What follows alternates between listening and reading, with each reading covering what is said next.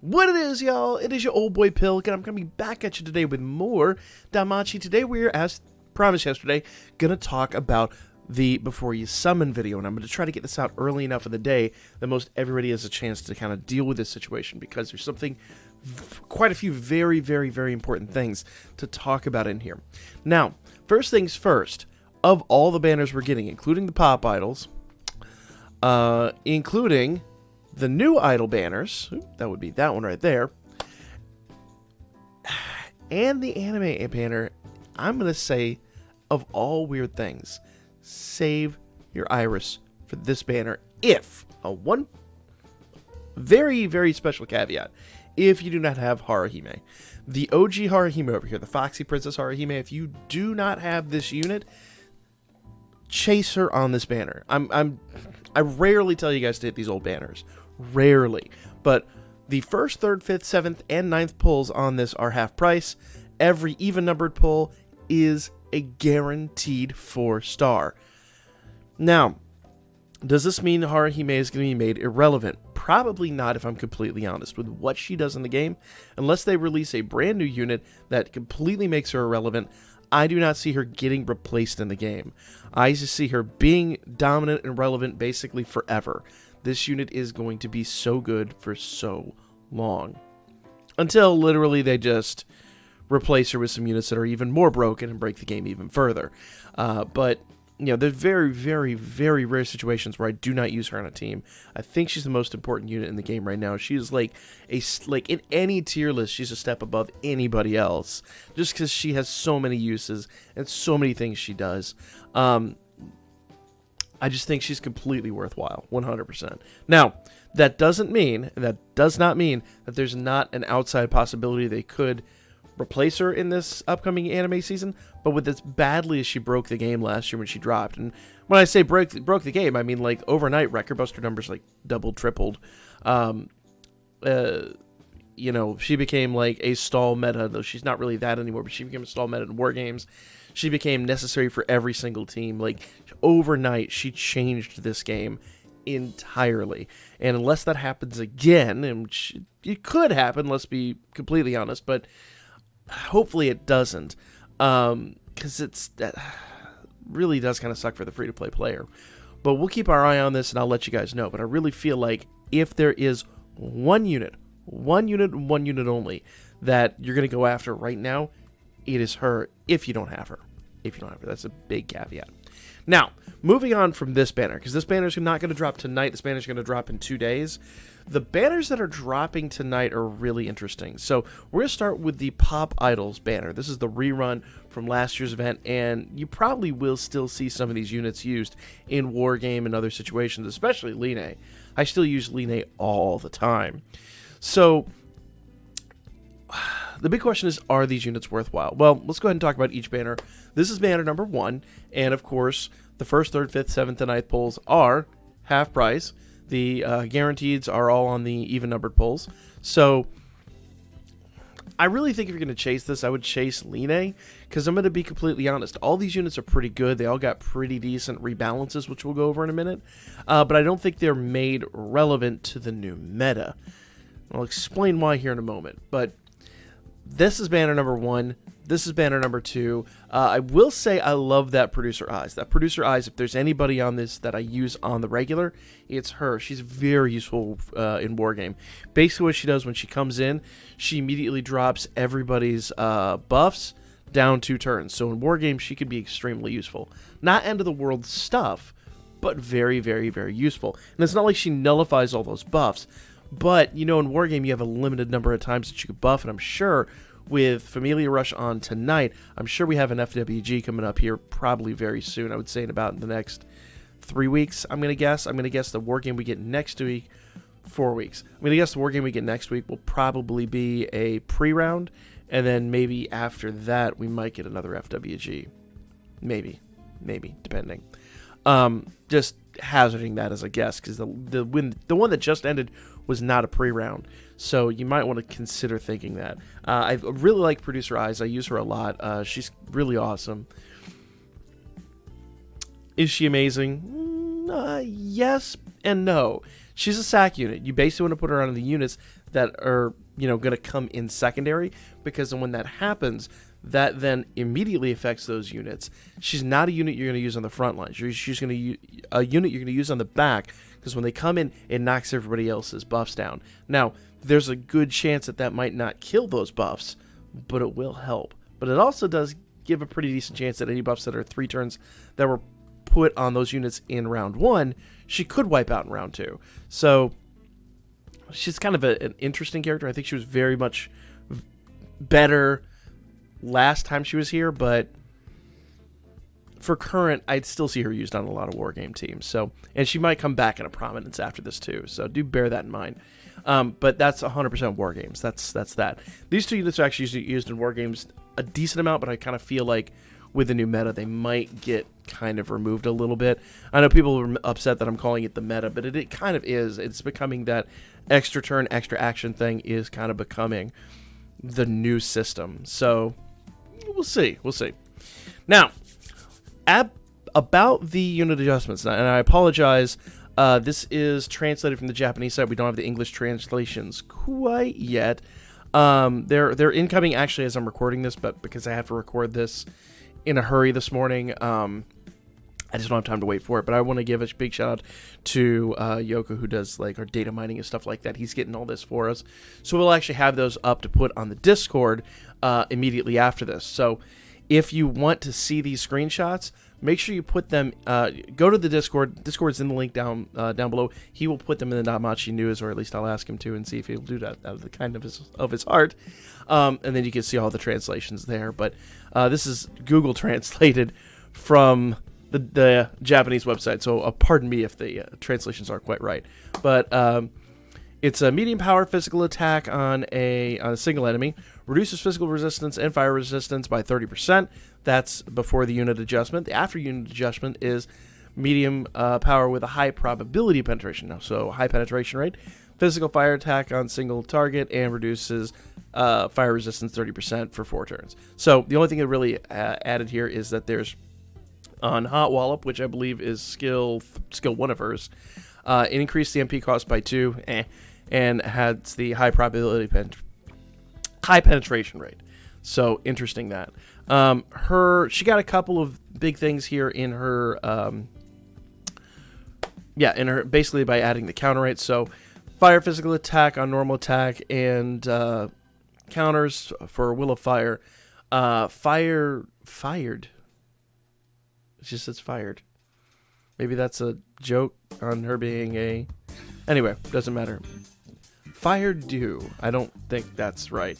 Wind resistance increased by 35%. So remember, that's kind of the new thing. These units are all getting resistances to their opposing elements. Not ailments, elements. Words are pretty important in this language. Furthermore, during normal attacks and other counterattacks, fire physical damage on a single target enemy. So basically she adds that wind resistance there. And on counterattack, you see here the other thing in red, wind resistance increased by 35%, increased damage on counter by 50%. So wind resistance is added to the original Will of Fire, and she gets that counterattack damage. Not end of the world stuff. Okay, now let's talk about Anya Kitty. Anya Kitty here. Oh, let's just open that back up. My apologies for that. I'd edit that out, but I really don't have time this morning, and my apologies. All right, so before unit adjustment, Celebrity Edge MP5, a powerful highlight physical attack on a single target enemy, increases power of the technique by 40%. So in other words, basically she gets 40% attack power for each single target attack damage increase on the enemy. So in other words, it's that single target attack debuff on the enemy should give 40% extra power. After her adjustment, and the MP actually cost doesn't change, the power increase is 45%. Not end of the world stuff, honestly, but kind of interesting. Light exposure increases dark resistance by 35%, which you can see down here for darkness. They've actually added that to the Will of Light, so she gets that added to Will of Light. Instead, increases magic resistance by 15%, and Fighting Spirit increases power, agility, and dexterity by 30%. So where she had just had 25% before, she's now got 30%, Once again, that's right there.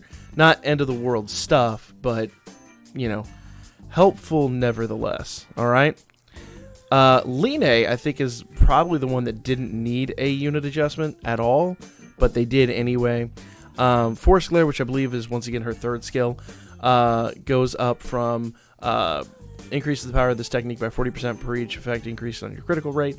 So basically, for every crit rate increase on your foe, they get, or on your units, on your allies, it gives you a 40% increase. It goes up to 45. Not end of the world stuff. And I'm going to be honest, as awesome as Line is for what she does, she's a sack unit.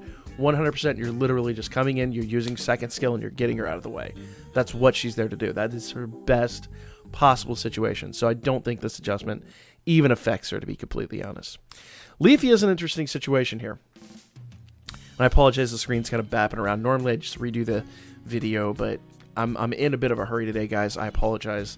As you know, I have a big project today, deadlines today, and I've got people at the house that are going to help me with it. So I've got to get this done and get it out there. It looks like Leafia only gets a this adjustment. None of her skills are adjusted. So she gets her wind resistance put on Fire of Will, which becomes what Fire Do, the same thing we saw before. I'm not sure what that's actually to be called. It's not going to be called Fire Do. That sounds silly.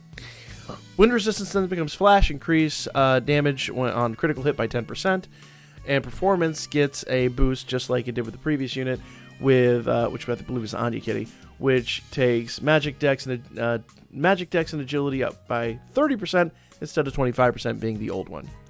And if you want to see all the numbers are here, and those will once again be in the Discord. I don't think the numbers really are that insane, though the magic power boost is pretty decent. I'm not going to lie. That is a big power boost for her. Well, once again, if you want to see all of these in full translation, I'll have our translator and resident data miner put them on the Discord, so you can go check that out over there. Finally, we have Philvis. Rejection. The big change here, what does it say? Okay. A quick medium-powered fire attack on all enemies reduces enemies' ability, magic resistance, and fire resistance by 25%. Like I said, she's really good in Wargame. A quick medium-powered fire magic attack on all enemies reduces enemies' resistance by 25% for an additional 4 turns. Okay, so instead of for 3 turns, it becomes 4 turns. Not end-of-the-world stuff. You know? And like I said, the biggest reason that I say this isn't really insanely relevant is mostly just because, well, the new units, and we'll talk about what the new units do here, but everybody that's coming into the game gets that extra attack for like every turn after they buff. So it's, or extra effect, I should say, because, well, we'll talk about her in a moment, but it's not really like game breaking in any way. In fact, I do feel like these units are going to be good for now and then fall off the map very quickly. Like, I do not think these are long-term fixes. But let's talk about her passives. Film Do, wind resist increased by 35%, and that's, of course, added the wind resistance stat to Fire of Will, just like we saw before. Penetration goes up 10%, and from performance being all those stats, magic, agility, and dex, 25% up to 30%. Once again, not end-of-the-world stuff, all right? So I don't think you really have to, like, stress over that. Now, here are the new banners, and we'll talk about what I was inferring just a moment ago. And I do have a minor adjustment to make. My hype over Asfi actually was, I completely forgot we have a unit that does what she does and better. So I'm going to go back and I'm going to say, really, there's one unit you want out of here, and I'll talk about her in a moment. But first, let's talk about Asfi and what Asfi does in comparison to what the other unit that she's kind of like does. All right? So Asfi, skill 1 is a 40 MP cost. It's a fast buff. For 4 turns, she gives herself AoE resistance 35%, gain 3 additional actions. This is what I was talking about. Gain 3 additional actions of allies, 30% heal for 2 turns, and guard rate 20%. So, for every action after she drops this big buff, or big defensive buff, every action after that, she's going to give 30% heal for 2 turns. We already have a unit in the game that does this. And let me pull her stats up here, because I was actually trying to pull her on screen, but that's not going to be able to be done. Well, maybe it will. Let's see if I can do this real quick. So the Shakti that we got during the anniversary, she is basically the same unit. Let me see if I can pull her up on screen real quickly here. All right. We'll just do that. All right, so let's grab Shakti real quick. That's Asfi. Where did Shakti go? She's down. There she is. So the Shakti that we got for the anniversary, basically, I don't need to do all that. Her skill 1 is a lot like Asfi's skill 1. Allies fast physical resist plus 40%. Remember, I'll compare the two. So Shakti gives fast physical resist plus 40%, damage received, attack all targets minus 20%, and self 3 actions 30% MP heal to all allies. Now, Asfi, in comparison, does fast allies buff for 4 turns, AoE resistance 35%. So, Shakti does all targets 20%, she does 35%, but Shakti also gives the physical resist 40%. Now, here's the only reason why I feel like Asfi might be pretty good in comparison to Shakti, and the reason Shakti probably isn't used too much is because Shakti is predominantly physical, right? Asfi's a little more neutral. And right now in Wargame, and I'm talking Wargame because that's the only time you're really going to use these units. Wargame, the current meta is magic. Magic is everything in Wargame right now. Magic Rush, magic everything. So Shakti is going to be a general unit that kind of guards against physical or magic. And she also gives on her extra action, because Shakti does, plus 3 actions, 30% HP heal. Asfi gives allies 30% HP heal for 2 turns. I believe Shakti does 3 turns. So, no, I take that back. Gain 3 actions, and these both do gain 3 actions. Allies 30% HP heal. And Asfi does 30% HP heal for 2 turns, which is interesting. But bear in mind, there's a point at which you're going to have to rebuff or do essays and stuff like that if you wind up doing an SA with Asfi, which you're never going to do. But if you wind up doing that, or you have to rebuff that for whatever reason, you're in a long-term fight, and that has to be rebuffed, that means her heal is still going to be in place. Shakti's will not. So bear that in mind. As much as people were saying Shakti's better, Shakti will lose that buff when she goes to reheal. So in a way, that Asfi is better in that regard. Asfi also does guard rate 20%. Shakti does not do that. But Shakti's physical debuff is extremely good. The only thing I'll say in Asfi's defense, that guard rate can help later in the game. And I'm going to call anything turn 2 and plus in Wargame late game, because let's face it, most of the teams people are building in like Jester level are designed to kill you turn 2. So that said, Asfi's only so good. Only so good. Shakti's just a little bit better. But Shakti's a little bit better for physical. Asfi's a little bit more dual purpose. So it's a give and a take there. I think Asfi will be better currently in Wargame, but when physical comes back, Shakti will be better. So it's a kind of a big give and a take there. So in comparison, one more time. Shakti, allies fast physical resist 40% and damage received to a type all targets minus 20% for 5 turns. Asfi, fast AoE resistance plus 35% for 4 turns. And then she goes into the extra actions that we just talked about. There's a real give and a take here. I do see Asfi being used in Wargame. I really do in the current meta. But if physical ever comes back into prominence, which kind of doesn't seem to be the case currently, but if physical ever does come back into prominence, Shakti would be better. So do bear that in mind. But we'll see. I kind of feel like Asfi might still get some use on defensive roles. Of course, using the two together kind of will be pretty good. Now, here's the interesting part. Asfi's skill 2. Let's go down here. Well, let's compare Shakti first. We have Shakti on screen. Foes. Super Wind magic attack with temporary magic boost and ultra uncounter rate. Foes strength minus 40% and allies heal plus 20% for 3 turns. Okay, now keep that in mind while I read Shakti's off. Shakti's skill 2 is a foes, plural, super earth magic attack with temporary magic boost, ultra penetration, reduces debuffs on allies by 2 turns. So while she just comes in and she does a general strength debuff and another heal, which is super clutch. Like, having that extra heal is pretty clutch, because bear in mind, you're going to get that heal, which is what, 20% for 3 turns. You're going to get 20% heal there, and you get another 30%. You're getting 50% heal each turn with that. Now, if you only get crazy and like MLB, Asfi, and run them together, you're then getting an even better heal. So that's why I said yesterday, maybe stall teams will be back into prominence, but I don't see Shakti being incredibly useful in Wargame. In fact, nobody's been running her in the longest in Wargame. So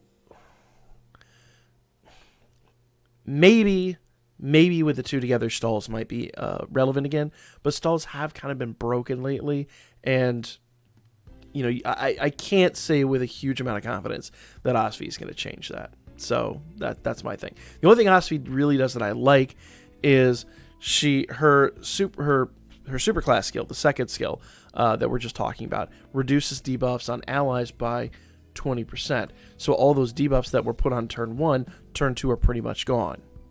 Unless they're replicated, but nobody does replication. I won't say nobody, but most people don't do replication in turn 2. But usually by that point, you're dead anyway. So it's just things to consider.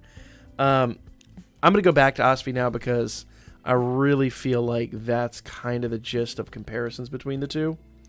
So that's the biggest, most interesting thing about her.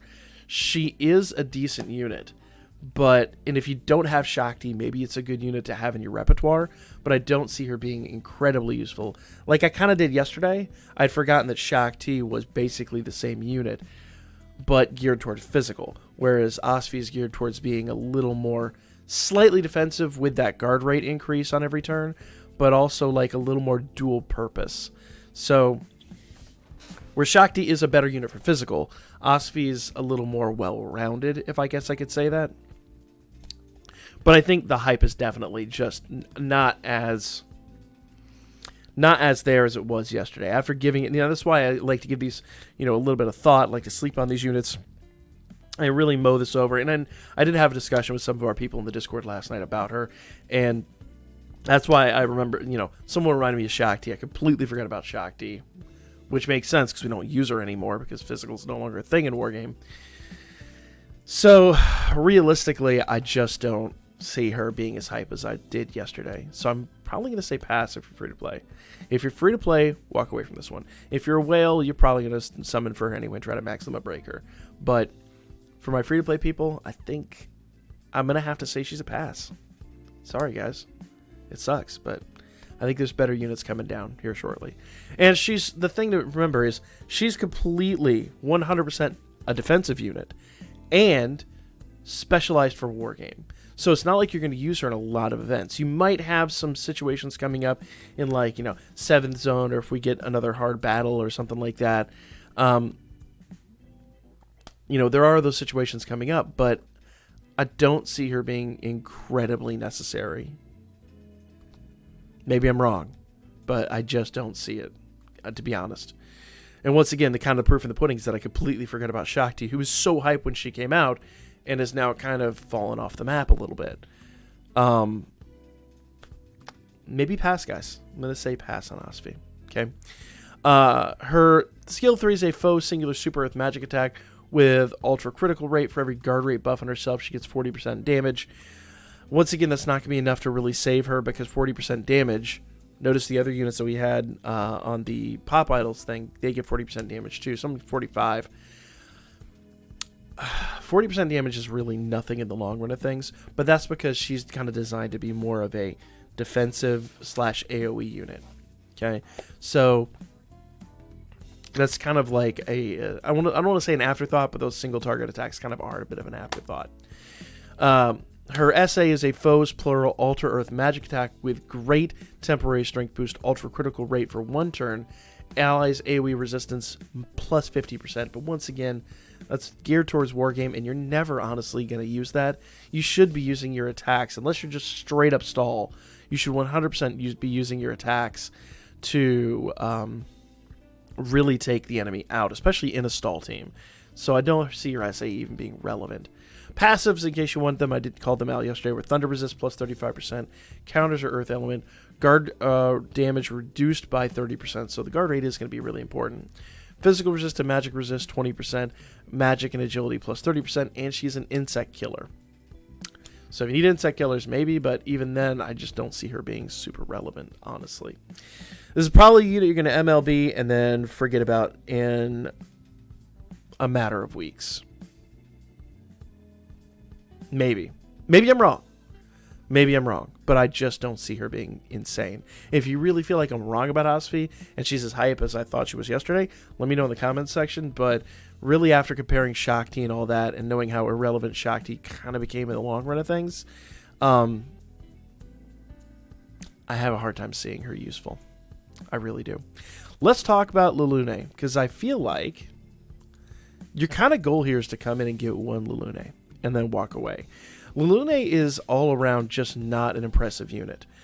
Skill 1 is a foe's plural high earth magic attack with ultra on counter rate. Gain 2 additional actions, foe's low earth magic attack. We've seen a lot of this. It's that new meta, the new, I guess, statistic where they do the extra turns. But it's a low attack. It's an AoE earth magic attack. I mean, could be useful, but not end of the world stuff. Skill 2 is a foe's plural fast mid-earth magic attack with temporary magic boost for 2 turns, self, magic, and earth damage plus 60%. So, technically, you'd want to do skill 2 and then skill 1.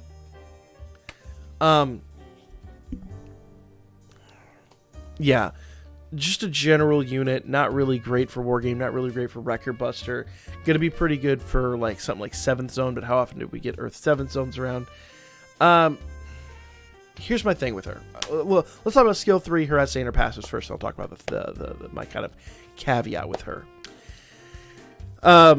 Skill 3 is a foe singular super earth magic attack with ultra penetration and temporary great magic boost. No percentage boost at all.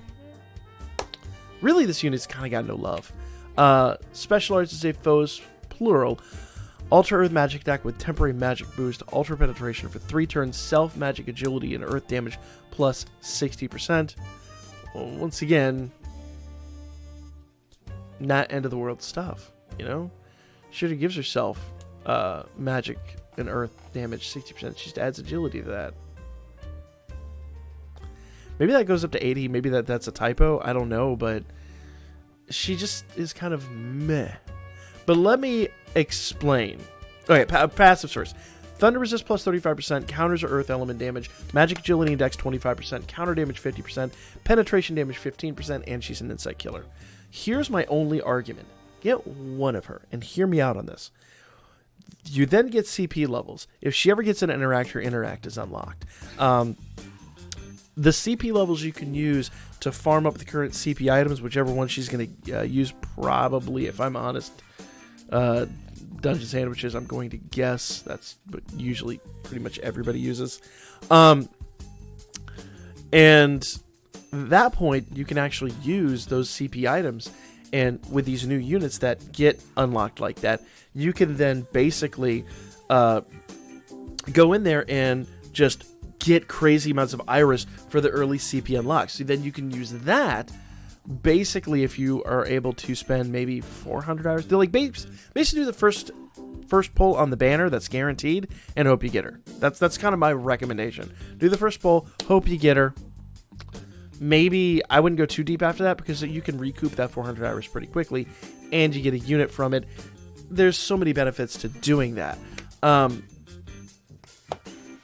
I want to say, I can't remember, but I want to say by level, if you get up to CP level 15, I want to say that's a recoup of a full 400 hours if you do level 15 on all 3 CP levels. So I think that's what that is. So if you spend 400 hours to get her, you can kind of recoup her, and then you've got her for collection purposes. Other than that, I mean, you could wait and get her with a ticket. She's going to be added to the general pool in probably a matter of just a few weeks, I'd say 3 to 4 weeks, probably mid-October we'll get an update. That's generally when those things happen, and it should be added at that point. So if you want to wait, but do bear in mind that general 4-star pool is extremely deep now, deeper than the 2-star and 3-star pool combined. So do the first pull, hopefully you get her, and then kind of leave it. That's really the gist of this banner. So the long and the short of it is, with these banners, if you can grab Line, go for it. Awesome. I don't think the rebalances are going to be end of the world stuff. If you can get her from this banner, just do the first pull and leave it alone. If there is a banner to hit, 100%. It's this one, and only if you do not have Haruhime. We have the Season 3 stuff coming up shortly, literally in about a week and a half. So save for that, guys. Save for that. It is like 8 days away. So next Friday, I believe. Not this coming Friday, but next Friday, October the 10th. Or October the 2nd, I digress. October the 2nd, we will be getting... Flustered myself there for a moment.